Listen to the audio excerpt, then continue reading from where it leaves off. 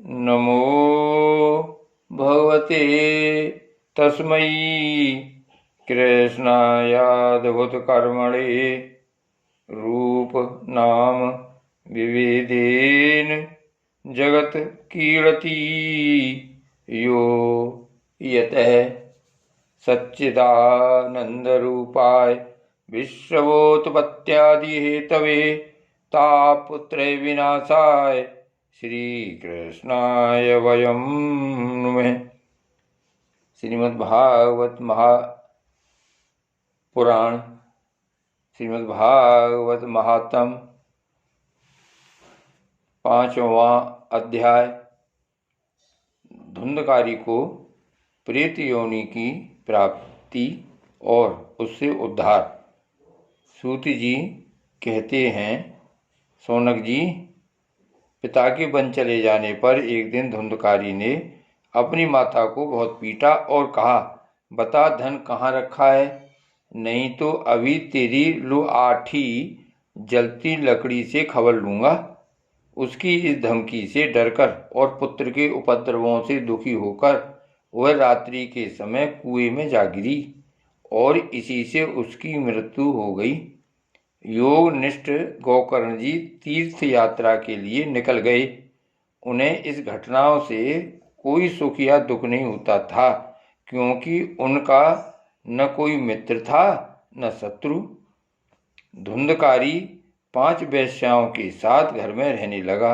उनके लिए भोग सामग्री जुटाने की चिंता ने उसकी बुद्धि नष्ट कर दी और वह नाना प्रकार के अत्यंत क्रूर कर्म करने लगा।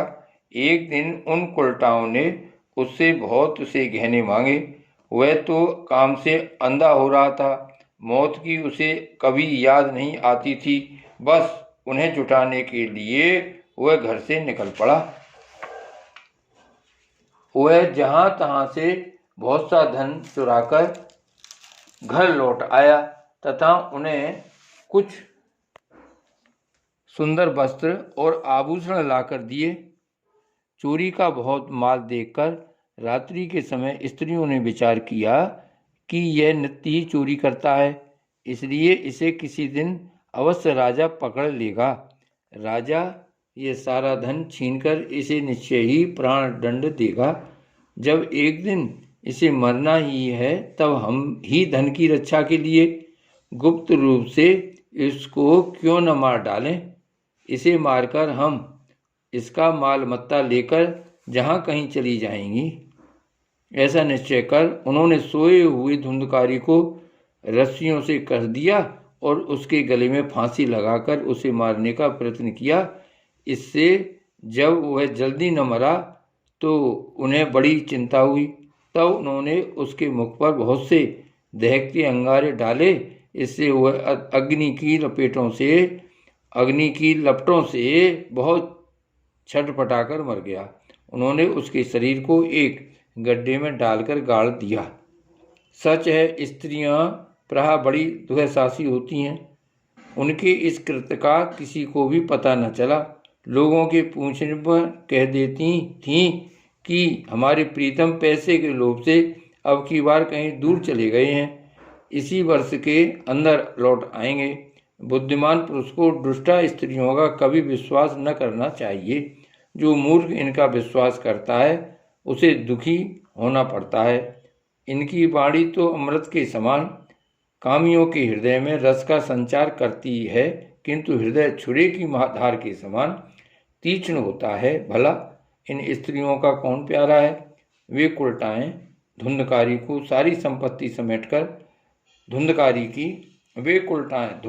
की सारी संपत्ति समेटकर वहां से चंपत हो गईं। उनके ऐसे न जाने कितने पति थे और धुंधकारी अपने कुकर्मों के कारण भयंकर प्रेत हुआ। वह वमंडर के रूप में सर्वदा दसों दिशाओं में भटकता रहता था तथा शीत घाम से संतप्त और भूख प्यास से व्याकुल होने के कारण हा दैव चिल्लाता रहता था, परंतु उसे कहीं भी कोई आश्रय न मिला। कुछ काल बीतने पर गोकर्ण ने भी लोगों के मुख से धुंधकारी की मृत्यु का समाचार सुना। तब उसे अनाथ समझकर उन्होंने उसका गया जी में श्राद्ध किया और भी जहाँ जहाँ भी जाते थे उसका श्राद्ध अवश्य करते थे। इस प्रकार घूमते घूमते गोकर्ण जी अपने नगर में आए और रात्रि के समय दूसरों की दृष्टि से बचाकर सीधे अपने घर के आंगन में सोने के लिए पहुंचे। वहां अपने भाई को सोया देख आधी रात के समय धुंधकारी ने अपना बड़ा विकट रूप दिखाया। वह कभी भेड़ा, कभी हाथी, कभी भैंसा, कभी इंद्र और कभी अग्नि का रूप धारण करता। अंत में वह मनुष्य के आकार में प्रकट हुआ। ये विपरीत अवस्थाएं देखकर गोकर्ण ने निश्चय किया कि यह कोई दुर्गति को प्राप्त हुआ जीव है। तब उन्होंने उससे धैर्यपूर्वक पूछा। गोकर्ण ने कहा, तू कौन है? रात्रि के समय ऐसे भयानक रूप क्यों दिखा रहा है? तेरी यह दशा कैसे हुई? हमें बता तो सही। तू प्रेत है, पिशाच है अथवा कोई राक्षस है? सूत जी कहते हैं, गोकर्ण के इस प्रकार पूछने पर वह बार बार जोर जोर से रोने लगा। उसमें बोलने की शक्ति नहीं थी, इसलिए उसने केवल संकेत मात्र किया। तब गोकर्ण ने अंजलि में जल लेकर उसे अभिमंत्रित करके उस पर छिड़का। इससे उसके पापों का कुछ शमन हुआ और वह इस प्रकार कहने लगा। प्रेत बोला, मैं तुम्हारा भाई हूँ, मेरा नाम है धुंधकारी। मैंने अपने ही दोष से अपना ब्राह्मण तत्व नष्ट कर दिया है। मेरे कुकर्मों की गिनती नहीं की जा सकती। मैं तो महान अज्ञान में चक्कर काट रहा था। इसी से मैंने लोगों की बड़ी हिंसा की। अंत में उल्टा स्त्रियों ने मुझे तड़पा तड़पा कर मार डाला। इसी से अब प्रेत योनि में पड़कर यह दुर्दशा भोग रहा हूँ। अब दैववश कर्म फल का उदय होने से मैं केवल वायु भक्षण करके जी रहा हूँ। भाई, तुम दया के समुद्र हो, अब किसी प्रकार जल्दी ही मुझे इस योनि से छुड़ाओ। गोकर्ण ने धुंधकारी की सारी बातें सुनी और तब उससे बोले। गोकर्ण ने कहा, भाई, मुझे इस बात का बड़ा आश्चर्य है। मैंने तुम्हारे लिए विधि पूर्वक गया जी में पिंडदान किया, फिर भी तुम प्रेत योनि से मुक्त कैसे नहीं हुए? यदि गया श्राद्ध से भी तुम्हारी मुक्ति नहीं हुई, तब इसका और कोई उपाय ही नहीं है। अच्छा, तुम सब बात खोलकर कहो, मुझे अब क्या करना चाहिए? प्रेत ने कहा, मेरी मुक्ति सैकड़ों गया श्राद्ध करने से भी नहीं हो सकती। अब तो तुम इसका कोई और उपाय सोचो। प्रेत की यह बात सुनकर गोकर्ण को बड़ा आश्चर्य हुआ। वे कहने लगे, यदि सैकड़ों गया श्राद्धों से भी तुम्हारी मुक्ति नहीं हो सकती, तब तो तुम्हारी मुक्ति असंभव ही है। अच्छा, अभी तो तुम निर्भय होकर अपने स्थान पर रहो। मैं विचार करके तुम्हारी मुक्ति के लिए कोई दूसरा उपाय करूंगा। गोकर्ण की आज्ञा पाकर धुंधकारी वहां से अपने स्थान पर चला आया। इधर गोकर्ण ने रात भर विचार किया, तब भी उन्हें कोई उपाय नहीं सूझा। प्रातःकाल उनको आया देख लोग प्रेम से उनसे मिलने आए। तब गोकर्ण ने रात में जो कुछ जिस प्रकार हुआ था वह सब उन्हें सुना दिया। उनमें जो लोग विद्वान, योगनिष्ठ, ज्ञानी और वेदज्ञ थे, उन्होंने भी अनेकों शास्त्रों को उलट पलट कर देखा, तो भी उसकी मुक्ति का कोई उपाय न मिला। तब सबने यही निश्चय किया कि इस विषय में सूर्य नारायण जो करें, जो आज्ञा करें, वही करना चाहिए। अतः गोकर्ण ने अपने तपोबल से सूर्य की गति को रोक दिया। उन्होंने स्तुति की, भगवान, आप सारे संसार के साक्षी हैं। मैं आपको नमस्कार करता हूँ। आप मुझे कृपा करके धुंधकारी की मुक्ति का साधन बताइए। गोकर्ण की यह प्रार्थना सुनकर सूर्यदेव ने दूर से ही स्पर्श शब्दों में कहा, श्रीमद् भागवत से मुक्ति हो सकती है, इसलिए तुम उसका सप्ताह पारायण करो।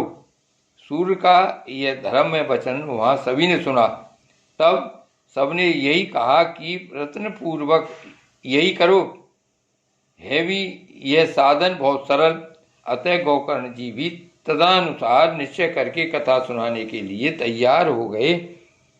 देश और गांव से अनेकों लोग कथा सुनने के लिए आए। बहुत से लंगड़े, लूले, अंधे, बूढ़े और मंदबुद्धि पुरुष भी अपने पापों की निवृत्ति के उद्देश्य से वहां आ पहुंचे। इस प्रकार वहां इतनी भीड़ हो गई कि उसे देखकर देवताओं को भी आश्चर्य होता था। जब गोकर्ण जी व्यास गद्दी पर बैठकर कथा कहने लगे, तब वह प्रेत भी वहां आ पहुंचा और इधर उधर बैठने के लिए स्थान ढूंढने लगा। इतने में ही उसकी दृष्टि एक सीधे रखे हुए 7 गांठ के बांस पर पड़ी। उसी के नीचे के 6 छिद्र में घुसकर वह कथा सुनने के लिए बैठ गया। वायु रूप होने के कारण वह बाहर कहीं बैठ नहीं सकता था, इसलिए बांस में घुस गया। गोकर्ण जी ने एक वैष्णव ब्राह्मण को मुख्य श्रोता बनाया और प्रथम स्कंद से ही स्पष्ट स्वर में कथा सुनानी आरंभ कर दी। सायंकाल में जब कथा को विश्राम दिया गया, तब एक बड़ी विचित्र बात हुई। वहां सभासदों के देखते देखते उस बांस की एक गांठ तड़ शब्द करती फट गई। इसी प्रकार दूसरे दिन सायंकाल में दूसरी गांठ फटी और तीसरे दिन उसी समय तीसरी। इस प्रकार 7 दिनों में 7 गांठों को फोड़कर धुंधकारी 12 स्कंदों के सुनने से पवित्र होकर प्रेत योनि से मुक्त हो गया और दिव्य रूप धारण करके सबके सामने प्रकट हुआ। उसका मेघ के समान श्याम शरीर पीतांबर और तुलसी की मालाओं से सुशोभित था तथा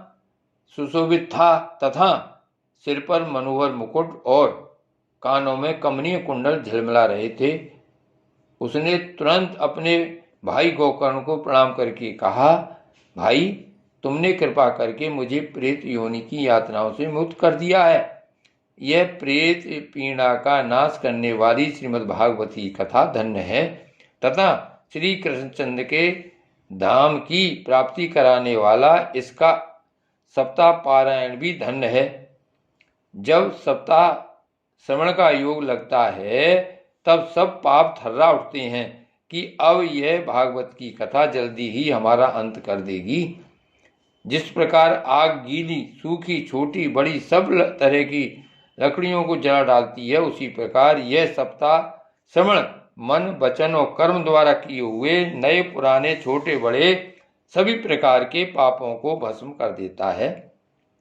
विद्वानों ने देवताओं की सभा में कहा है कि जो लोग इस भारतवर्ष में श्रीमद् भागवती कथा नहीं सुनते, उनका जन्म वृथा ही है।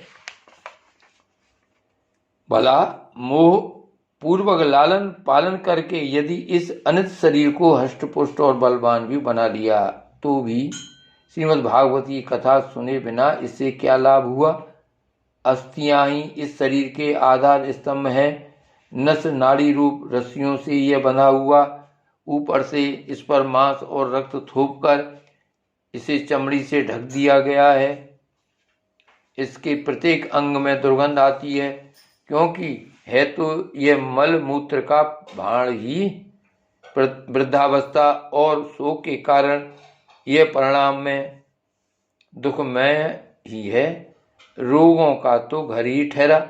यह निरंतर किसी न किसी कामना से पीड़ित रहता है, कभी इसकी तृप्ति नहीं होती। इसे धारण किए रहना भी एक भार ही है। इसके रोम रोम में दोष भरे हुए हैं और नष्ट होने में इसे एक क्षण भी नहीं लगता। अंत में यदि इसे गाड़ दिया जाता है तो इसके कीड़े बन जाते हैं। कोई पशु खा जाता है तो यह विष्टा हो जाता है, और अग्नि में जला दिया जाता है तो भस्म की ढेरी हो जाता है। ये 3 ही इसकी गतियां बताई गई हैं। ऐसे अस्थिर शरीर से मनुष्य अविनाशी फल देने वाला काम क्यों नहीं छोड़ बना देता। जो अन्न प्रातःकाल पकाया जाता है वह सायंकाल तक बिगड़ जाता है, फिर उसी के रस से पुष्ट हुए शरीर की नित्यता कैसी। इस लोक में सप्ताह श्रवण करने से भगवान की शीघ्र ही प्राप्ति हो सकती है। अतः सब प्रकार के दोषों की निवृत्ति के लिए एकमात्र यही साधन है। जो लोग भागवत की कथा से वंचित हैं, वे तो जल में बुदबुदे और जीवों में मच्छरों के समान केवल मरने के लिए ही पैदा होते हैं। भला जिसके प्रभाव से जड़ और सूखे हुए बांस की गांठें फट सकती हैं, उस भागवत कथा का श्रवण करने से चित्त की गांठों का खुल जाना कौन बड़ी बात है। सप्ताह श्रवण करने से मनुष्य के हृदय की गांठ खुल जाती है, उसके समस्त संशय छिन्न हो जाते हैं और सारे कर्म क्षीण हो जाते हैं। यह भागवत कथारूप तीर्थ संसार के कीचड़ को धोने में बड़ा ही पटु है। विद्वानों का कथन है कि जब यह हृदय में स्थित हो जाता है तब मनुष्य की मुक्ति निश्चित ही समझनी चाहिए। जिस समय धुंधकारी ये सब बातें कह रहा था, जिसके लिए वैकुंठवासी पार्षदों के सहित एक विमान आया, उससे सब ओर मंडलाकार प्रकाश फैल रहा था। सब लोगों के सामने ही धुंधकारी उस विमान पर चढ़ गया। तब उस विमान पर आए हुए पार्षदों को देखकर उनसे गोकर्ण ने यह बात कही। गोकर्ण ने पूछा, भगवान के प्रिय पार्षदों, यहाँ हमारे अनेकों शुद्ध हृदय श्रोतागण हैं, उन सब के लिए आप लोग एक साथ बहुत से विमान क्यों नहीं लाए? हम देखते हैं कि यहाँ सभी ने समान रूप से कथा सुनी है, फिर फल में इस प्रकार का भेद क्यों हुआ, यह बताइए। भगवान के सेवकों ने कहा, हे मानद, इस फल भेद का कारण इनके श्रवण का भेद ही है। यह ठीक है कि श्रवण तो सबने समान रूप से ही किया है, किंतु इसके जैसा मनन नहीं किया। इसी से एक साथ भजन करने पर भी उसके फल में भेद रहा। इस प्रेत ने 7 दिनों तक निराहार रहकर श्रवण किया था तथा सुने हुए विषय का स्थिर चित्त से यह खूब मनन निध्यासन भी करता रहता था। जो ज्ञान दृढ़ नहीं होता वह व्यर्थ हो जाता है। इसी प्रकार ध्यान न देने से श्रवण का, संदेह से मंत्र का और चित्त के इधर उधर भटकते रहने से जप का भी कोई फल नहीं होता। वैष्णवहीन देश, अपात्र को कराया हुआ श्राद्ध का भोजन, अश्रोत्रिय को दिया हुआ दान एवं आचारहीन कुल, इन सब का नाश हो जाता है।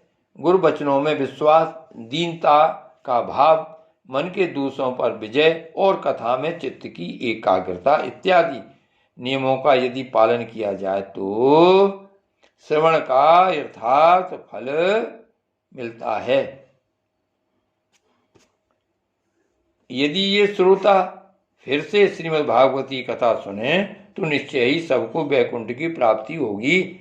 और गोकर्ण जी, आपको तो भगवान स्वयं आकर गोलोक धाम में ले जाएंगे। यूं कहकर वे सब पार्षद हरि कीर्तन करते वैकुंठ लोक को चले गए। श्रावण मास में गोकर्ण जी ने फिर उसी प्रकार सप्ताह क्रम से कथा कही और उन श्रोताओं ने उसे फिर सुना। नारद जी, इस कथा की समाप्ति पर जो कुछ हुआ वह सुनिए। वहां भक्तों से भरे हुए विमानों के साथ भगवान प्रकट हुए। सब ओर से खूब जय जयकार और नमस्कार की ध्वनियां होने लगी। भगवान स्वयं हर्षित होकर अपने 5 जन शंख की ध्वनि करने लगे और उन्होंने गोकर्ण को हृदय से